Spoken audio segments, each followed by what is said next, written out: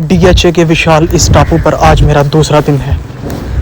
तापमान इतनी तेज़ी के साथ बदल रहा है कि मुझे जल्द से जल्द अपने छुपने के लिए कोई जगह ढूंढनी होगी।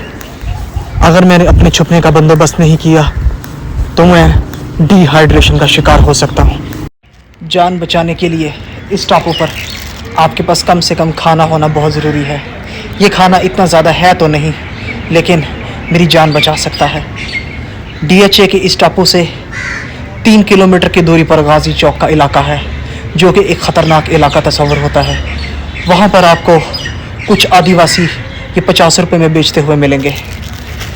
ये जंगली गाजर है, ये मेरे शरीर में तापमान को ठीक रखेगी और मुझे कुछ कैलोरीज देगी।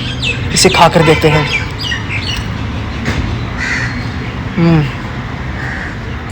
इसका स्वाद अच्छा है।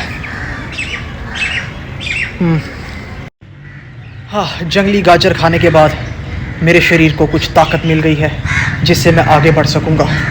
अब मुझे जल्द से जल्द यहाँ से निकलना होगा, क्योंकि मेरे दफ्तर का टाइम भी हो रहा है और मुझे जल्द से जल्द जंगली भैंसों से बचकर यहाँ से निकलना होगा।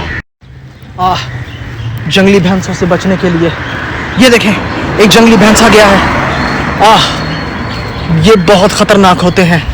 रात के टाइम यही जंगली भैंसे अपने पापा की वीगो डाले के ऊपर ड्रिफ्टें मारते हैं और उन ड्रिफ्टों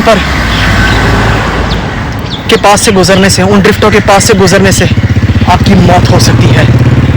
अगर गलती से भी ये जंगली भैंसे आपसे टकरा गए तो आप मौत की घाट उतर सकते हैं। मुझे उत्तम की ओर जाना होगा और अपनी जान को बचाना होगा। ये देखें, एक और जंगली भैंसा। इनकी रफ्तार इतनी तेज़ होती है कि अगर आप इनसे टकरा गए तो आपकी मौत हो सकती है। ये जंगली भैंसे रात के वक्त उत्तम की ओर अपने पापा की गाड़ियों पर ड्रिफ्टें मारते हैं। अगर गलती से भी आपकी इनसे टक्कर हो गई तो आपकी मौत हो सकती है। आखिरकार मैं अपनी मंजिल तक पहुंच ही गया। 2 दिन इस डीएचए की विशाल टापू पर फंसने के बाद मैं आपसे इतना कहूँगा, अगर आप में हिम्मत और ताकत और जुर्रत है तो आप कुछ भी कर सकते हैं, तो अपनी कोई भी मंजिल पा सकते हैं। याद रखिएगा, आपकी पहली स्ट्रगल ही आपको कामयाबी तक ले जाएगी और जंगली भैंसों से बचाएगी।